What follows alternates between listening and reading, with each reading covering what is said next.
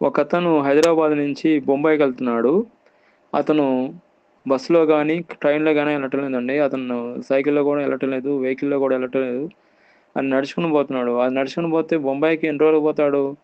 ఆయన ఎవరి మీద ఆధారపడలేదు, కారు మీద ఆధారపడలేదు, బస్సు మీద ఆధారపడలేదు, అదేవిధంగా విమానం మీద ఆధారపడలేదు. కానీ ఆయన ఎన్ని రోజులకి నడుచుకుని పోతాడండి? ఆయన సొంతంగా నేను ఎవరి మీద డిపెండ్ అవ్వను, నేను బొంబాయికి వెళ్తాను, నడుచుకుంటూ వెళ్తాను అంటే ఆయన దాదాపు ఒక నెల రోజులకి వెళ్తాడండి. అదేవిధంగా అది ఏదైనా కారు మీద కానీ బస్సు మీద వెళితే ఒక రోజులో వెళ్ళిపోతాడు. అదేవిధంగా మన జీవితంలో కూడా మనం బహుగా ఫలించాలంటే మన సొంత శక్తి ద్వారా, మన సొంత బలం ద్వారా ఫలించలేమండి.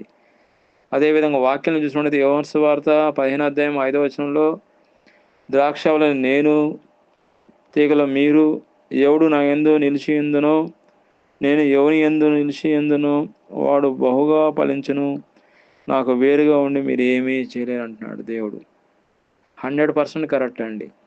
మనం దేవుళ్ళలో ఉంటేనే మనం ఫలిస్తాం, బహుగా ఫలిస్తాం. దేవుడికి వేరుగా ఉండి మనం ఏమీ చేయలేము.